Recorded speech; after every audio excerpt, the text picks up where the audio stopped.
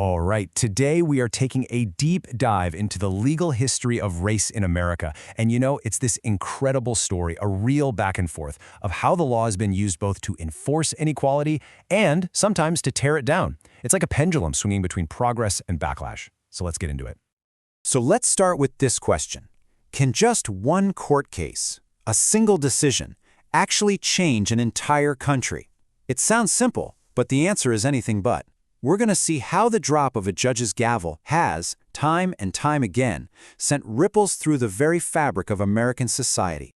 And this isn't a short story. We're talking about a journey that stretches over 160 years. It takes us from the years just before the Civil War all the way to events that are still fresh in our minds. And as you can see, this timeline is marked by these huge, pivotal moments that really define the ongoing struggle for racial justice in America. Okay, so to really get a handle on the fight for equality, you first have to understand how inequality was literally built into the law. Back in the 19th century, the Supreme Court didn't just allow discrimination, it gave it the full force and backing of the United States government. I mean, just read that. That language is absolutely chilling. In the Dred Scott decision, the Supreme Court of the United States flat out declared that people of African descent were not citizens and couldn't even sue in federal court. Think about that. This wasn't just a ruling. It was a statement from the highest court in the land that legally dehumanized an entire group of people. It's no wonder it helped pave the way for the Civil War. Then, a few decades later, the idea took on a new form. The court came up with this doctrine of separate but equal. On the surface, it might sound okay, but in practice, it was a total sham. It was the legal justification that unleashed Jim Crow laws and cemented decades of brutal systemic segregation, especially in the South. And here's the key takeaway from this period. For well over half a century, the law itself was the biggest roadblock to racial equality. This wasn't just about social norms or attitudes. Segregation was a reality enforced by law and protected by the Supreme Court. But, even the strongest, most unjust foundations eventually start to crack. And in the early 20th century, some incredibly courageous legal challenges began to chip away at the whole structure of Jim Crow, setting the stage for what would become a revolution. And you can see the beginnings of that shift right here. You have cases like Powell v. Alabama. That was the case of the Scottsboro Boys, which established that everyone has a fundamental right to a fair trial. Then, a little over a decade later, Smith v. Allwright landed a huge blow against voter suppression.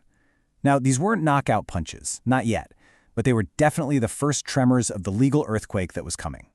And that brings us to the Civil Rights Movement, a truly monumental era. This is when that legal pendulum we talked about swung hard and fast in the direction of justice. And it's where we find a single court case that, yes, absolutely did change the country. Just look at this comparison. It's incredible. In one single ruling, Brown v. Board of Education completely wiped out 58 years of legal precedent. The court didn't just tweak a rule, it flipped the entire moral and legal argument on its head. It said that separating children based on their race was, by its very nature, inherently unequal. This was the moment everything changed. And after Brown, it was like the floodgates opened. Soon after Rosa Parks' protest, a court case ended segregation on buses. Then, Loving v. Virginia affirmed a person's basic right to marry whoever they love, regardless of race. And later cases even showed the courts were serious about enforcing integration even when it got complicated. But history is never, ever a straight line, is it? Just as all this progress was being made, a period of pushback and backlash began to build. The pendulum, after swinging so far toward justice, started to swing back the other way, creating a much more complicated and contested legal landscape. The Bakke case is a perfect example of this new complexity. The court's decision was basically spilt down the middle.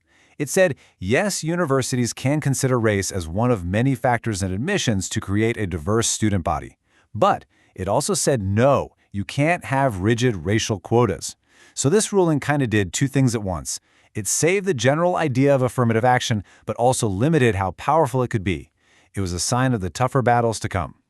And this pushback was maybe clearest when it came to voting rights. The Voting Rights Act of 1965 was an absolute cornerstone of the civil rights era, but it was about to face its biggest challenge yet. And that challenge came in 2013. The Supreme Court's decision in Shelby County v. Holder effectively gutted a key part of the Voting Rights Act. The court's reasoning was that the formula used to decide which states needed federal supervision was outdated. Well, this move immediately ended the requirement for those states to get federal approval before changing their voting laws, and critics warned this would throw the door wide open for new tactics to suppress votes. So all of this brings us to today. The long shadow of this entire legal history hangs over so many of our contemporary issues, especially when we talk about policing and the justice system. The battleground has shifted from schools and buses to the streets and courtrooms of modern America.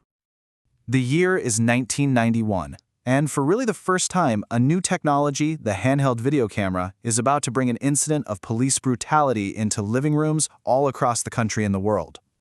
The beating of Rodney King, and especially the acquittal of the officers who did it, it just ignited a firestorm. It led to massive riots and a national crisis of conscience.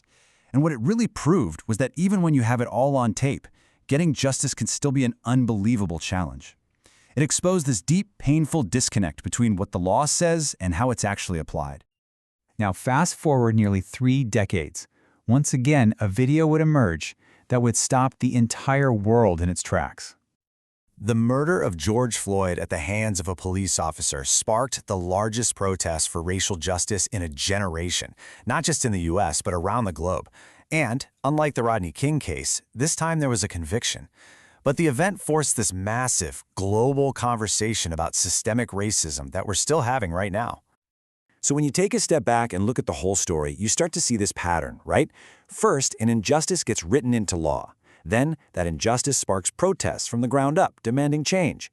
All that pressure eventually leads to a huge legal victory that shifts everything.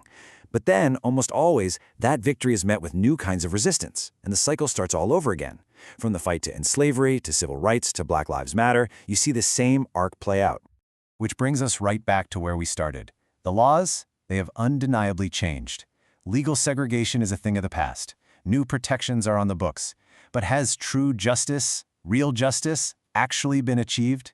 Well, that question remains the great, unresolved challenge at the very heart of the American experiment. Thanks for joining us.